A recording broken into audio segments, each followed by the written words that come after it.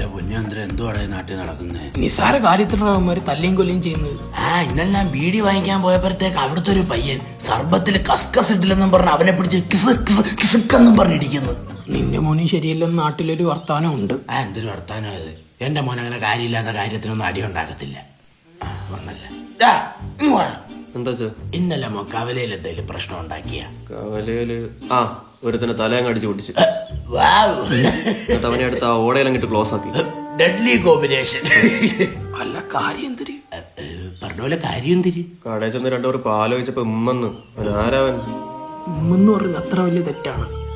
ഇമ്മെന്ന് പറഞ്ഞ വാക്ക് അത്ര മോശം വാക്കാണ്. പിന്നല്ലാതെ അതല്ലേ ദേഷ്യം വരുമ്പോ പെമ്പിള്ളേർ ഉമ്മെന്ന് മെസ്സേജ് അയക്കുന്നത്. എനിക്കാണെങ്കിൽ അത് കാണുമ്പോ കലി വരും. അപ്പോഴാ കേൾക്കുന്നത്. ചന്ദ്രേട്ടൻ ചായ പിടിച്ചാ? ഉമ്മെന്ന് പറയുമ്പോ പിടിച്ചിടിച്ചാല അച്ഛൻ ഇന്ന് കടയിൽ പോകുന്നില്ലേ? പിന്നെ എനിക്കിന്ന് രാത്രി ചിക്കൻ കറി വേണേ. ചന്ദ്രേട്ടാ പോട്ടെ. ചന്ദ്ര ഉമ്മട്ടായിരുന്നു അടി പൊട്ടിക്കായിരുന്നു. ഉണ്ടാക്കിയത് എന്നോ രണ്ടാമത് കമത്തിയും കൊല്ലയിന്. ഇവനെ നാട്ടിൽ നിർത്തിയ പ്രശ്നമാ. എന്നാ വീട്ടിൽ നിർത്ത്. ഓടാ, ഇനി ഞാൻ അറിയാതെ ഇമ്മെന്നെങ്ങാനും പറയണം, എന്നെ എടുത്ത് ഓടയിടണം.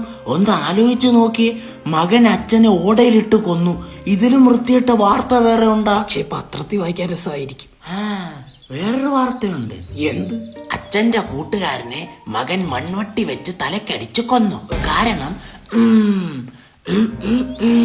ചന്ദ്രൻകുട്ടിയെ. വേണ്ട വേണ്ട വേണ്ട, വിട് വിട് വിട്. അല്ല പുറത്തോട്ട് എങ്ങനെ വിടും?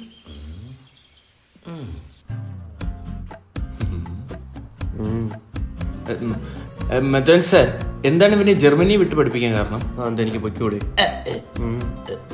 ചോദിക്കല്ലേ സാർ, ഇപ്പൊ കേരളത്തിൽ നടക്കുന്ന കാര്യങ്ങളൊക്കെ അറിയുന്നില്ലേ? പിന്നെ അങ്ങനെ ഞാൻ ഉണ്ടാക്കിയവൻ കാരണം പോലീസുകാർക്ക് ഒരു കേസ് ഉണ്ടാവരുതെന്ന് എനിക്കൊരു ആഗ്രഹമുണ്ട്.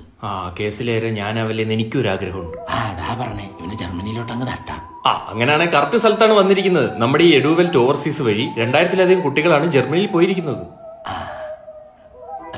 പിന്നെ നമ്മൾ വഴി പോവുകയാണെങ്കിൽ സർവീസ് ചാർജ് വളരെ ലോ ആണ്. പിന്നെ ജർമ്മനിയിൽ ഫ്രീ എഡ്യൂക്കേഷൻ ആണ്, ട്യൂഷൻ ഫീസ് ഇല്ല. അത് കൊള്ളാം. പിന്നെ നമ്മൾ ഫ്രീ IELTS കോച്ചിങ് ആണ് പ്രൊവൈഡ് ചെയ്യുന്നത്. അതുമല്ല നമുക്ക് സ്വന്തമായിട്ട് ജർമ്മൻ ലാംഗ്വേജ് അക്കാഡമി ഉണ്ടായിട്ട് സ്റ്റുഡൻസിന് 50% ഓഫറിൽ ജർമ്മൻ പഠിക്കാൻ പറ്റും. അല്ല, എന്റെ മോന്റെ കഴിവ് കാരണം അവിടെ അഡ്മിഷൻ കിട്ടിയില്ലെങ്കിലും പേടിക്കണ്ട, 100% റീഫണ്ട് ഉണ്ട്. അപ്പൊ ഫിക്സ്. മാതാപിതാക്കൾ ഗുണ്ടകളായില്ലേ? ആപ്പിള് വാങ്ങിയ